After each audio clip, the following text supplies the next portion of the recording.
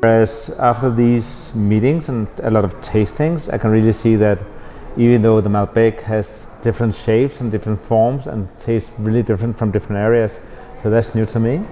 And I believe that people do not know how much Argentina can do. And I can see that the quality, if it's a bit more expensive, is really, really high compared to the European market.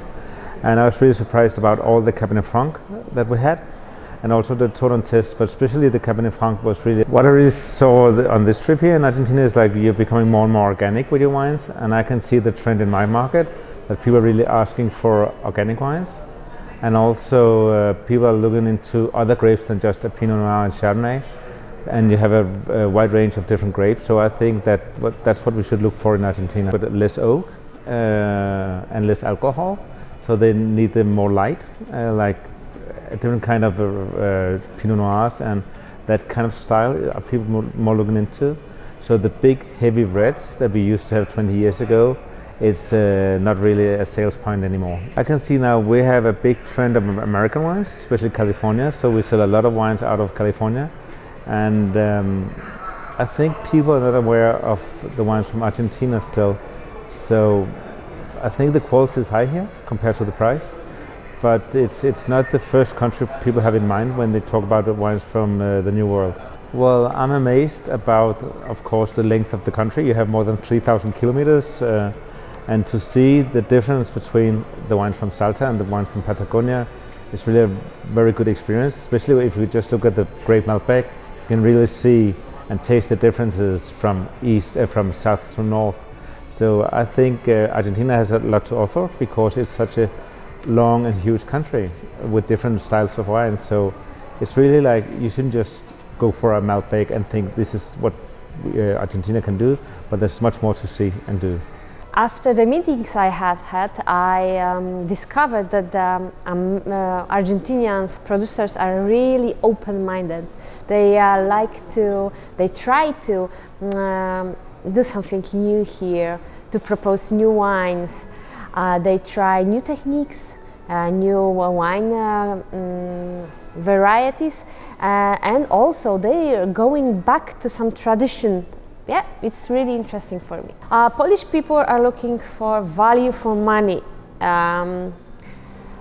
Polish customer is not interested in very, very expensive wines, rather inexpensive. So it's good that the Argentinian wines are nice quality, good quality, and relatively good money. So it's quite cheap and good quality. So this is also very good for our customers. But like wine freaks, wine lovers are looking for new kinds of wines, something that they didn't know before, something that they couldn't find in Europe. So the producers in Argentina are really open-minded. That's why I can find this kind of wine here. So they're trying to make organic wine, vegan wines, natural wines. So this kind of wines are really the Polish markets interested in this kind of wine, but also a good quality, good value of the wine, yeah, good price. Yeah, Argentina was selling and was known by the Malbec, oak Malbec, very rich tannins, a lot of chocolate, but right now I can see that it's changing. And of course, they have the producer, they have the Malbec, they have to have it, but also they try to show other varieties, show other possibilities, and I think it's growing really fast, this market, this new products. We will see that the customers will recognize really fast that there are some new products from Argentina, not only Malbec. For me, it was first time that I have seen concrete stains, or also the concrete eggs.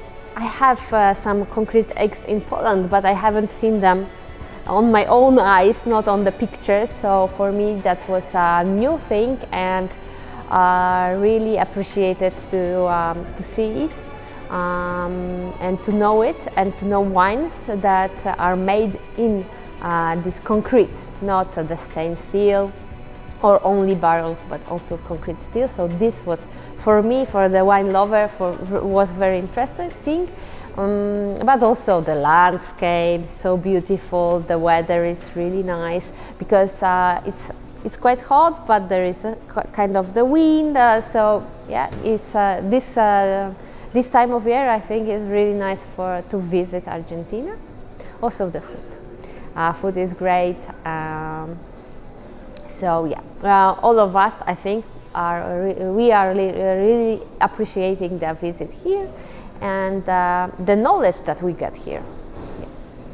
So I've been really impressed with the diversity of grape varieties available, the styles, a really high quality level of quality, also a huge amount of innovation, which is really exciting to see.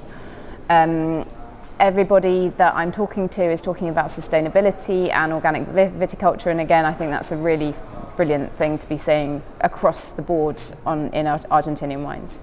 I have been really excited to taste a lot of really traditional local varieties, the Criolla, some beautiful, approachable, high quality wines made from varieties that I think, from my understanding, are just coming back into the Argentine sort of wine market now, and that's delicious. Very, very interesting to see.